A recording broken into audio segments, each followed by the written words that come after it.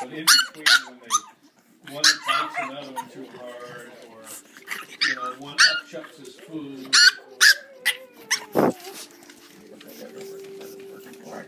you're always looking to make sure there's nothing wrong.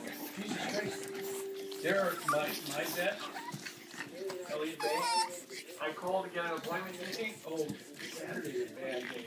We're booked out for a month on Saturday. So I said, well, what? Can you fit me in next week? Well, it'll have to be a cancellation. I'm going like, I just want you to take a look at my two new puppies. Oh, two new